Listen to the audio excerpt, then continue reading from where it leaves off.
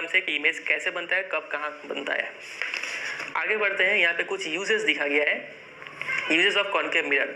अब आप सोच रहे होंगे कि इतना देर हो गया हमने कुछ अंडरलाइन नहीं किया, कुछ उतारा भी नहीं, तो अंडरलाइन अभी क्या करना है, थोड़ा देर के लिए और पेशेंस रखिए, अभी हम आपको दिखा देंगे क्या अंडरलाइन करना है, ठीक है।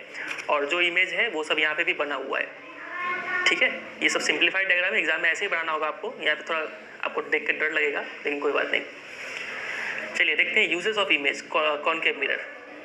पहला यूज है, कॉनकेव मिरर का यूज करते हैं हम लोग इन टॉर्चेज या फिर सर्च लाइट में या फिर व्हीकल्स हेडलाइट में to get powerful parallel beams of light. अब ये कैसे होता है, इसको आप ऐसे समझिए, चलिए यहीं पे समझ लेते हैं। ये मान लीजिए आपका एक हो गया लाइट, ठीक है, और ये लाइट निकाल रहा है हर डायरेक्शन में, तो इसके पीछे हम लोग एक कॉनकेव मिरर यूज कर देते हैं ताकि, और ये लाइट को हम लोग ऑलवेज एट द इस तरीके से प्लेस करते हैं कि ये इस मिरर का फोकस पे लाई करे। तो यहाँ से जो भी लाइट निकलेगा तो ये निकल जाएगा पैरेलल, यहाँ से जो भी लाइट निकलेगा तो ये निकल जाएगा पैरेलल, ऐसे बहुत सारा लाइट निकलेगा पैरेलल। तो इसीलिए हम लोग कॉनकेव मिरर का यूज करते हैं इन टॉर्चेज सर्च लाइट में, ताकि हम लोग एक पैरेलल बीम ऑफ लाइट यहाँ से पा पाए, ठीक है। तो यहाँ पे लिखा है टॉर्चेस में यूज करते हैं, सर्च लाइट में यूज करते हैं, व्हीकल हेडलाइट में यूज करते हैं to get powerful parallel beams of light. दूसरा ये यूज होता है in shaving mirror to see larger image of the face. Shaving mirror में हम लोग इमेज को काफी पास रखते हैं चेहरे का पास यहाँ पे, तब हमें वहाँ पे एक सीधा इमेज मिलता है और वर्चुअल इमेज मिलता है, ठीक है, ठीक आईने की तरह ये यूज हो जाता है यहाँ पे। और कहाँ पे यूज होता है ये, डेंटिस्ट लोग इसका यूज करते हैं to see larger image of teeth of patients. और ये सोलर फर्नेस में भी यूज होता है टू कंसंट्रेट सनलाइट, ठीक है। ये अगर मान लीजिए सोलर कुकर है,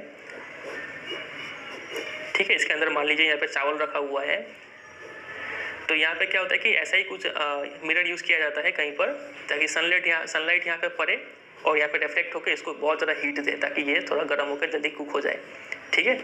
तो ये सोलर फर्नेस में भी यूज होता है।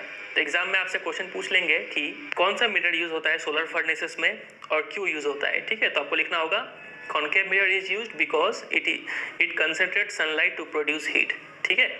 कौन सा मिरर यूज होता है इन टॉर्चेस सर्च लाइट में, तो आपको लिखना होगा concave mirror because it produces powerful parallel beams of light, ठीक है।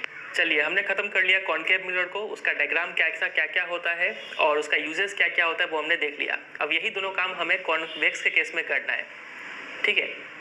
अब देखिए इसमें तो 6 डायग्राम बना था कॉनकेव के केस में, इसमें कितना बनेगा कॉन्वेक्स के केस में, इसमें 6 ही बनेगा या फिर उससे भी ज़्यादा बनेगा। तो आप टेंशन मत लीजिए, इसमें 6 डायग्राम नहीं है बल्कि सिर्फ 2 डायग्राम यहाँ पे आपको बनाना है। 2 डायग्राम ही क्यों, क्योंकि पहला केस में ऑब्जेक्ट को प्लेस करेंगे एट इन्फिनिटी और दूसरा केस में ऑब्जेक्ट को प्लेस करेंगे बिटवीन इन्फिनिटी एंड पोल, ठीक है।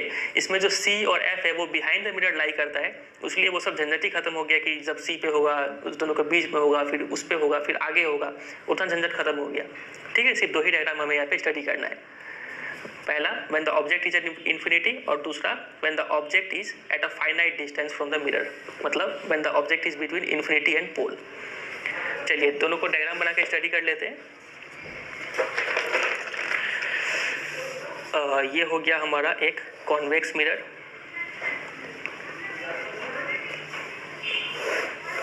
ठीक है, और एक और डायग्राम के लिए ये रहा। आपको सब पेंसिल से स्केल से बनाना है, ठीक है। ये तो P हो गया और ये हो गया F, ये हो गया C। यहाँ पर भी लेबलिंग कर लेते हैं, ये हो गया आपका P, ये हो गया F और ये हो गया C। When the object is at infinity और यहाँ पे when the object is between finite and infinity and pole, ठीक है। ऑब्जेक्ट का नाम फिर से देते हैं AB और यहाँ पे ऑब्जेक्ट का नाम देते हैं फिर से AB। इसको पेन से ही बना देते हैं ताकि आपको इजी हो, थोड़ा जल्दी हो जाइए।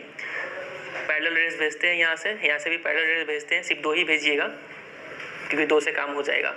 तो ये लगेगा कि फोकस से निकला हुआ है, लगेगा कि फोकस से निकला, ये भी लगेगा कि फोकस से निकला, ठीक है। तो इमेज बन रहा है एट द फोकस, समझे। तो वही यहाँ पे लिखा हुआ है, देखिए इसका फीचर क्या क्या हो गया। Position of object at infinity, position of image at the focus behind the mirror, size यहाँ पे आप खुद बताइए, ये बहुत बड़ा था, ये हाईली डिमिनिश्ड हो गया, तो ये लिखा हाईली डिमिनिश्ड पॉइंट साइज हो गया। नेचर आप खुद बताइए, क्या ये असली रेज यहाँ पे मीट कर रहे हैं, नहीं, तो इसका नेचर हो गया वर्चुअल। और वर्चुअल इमेज हमेशा क्या होता है, इरेक्ट होता है, ठीक है, वर्चुअल इरेक्ट हो गया इसका फीचर। दूसरा हम यहाँ पे अब बनाते हैं, ये रहा हमारा ऑब्जेक्ट। एक इमेज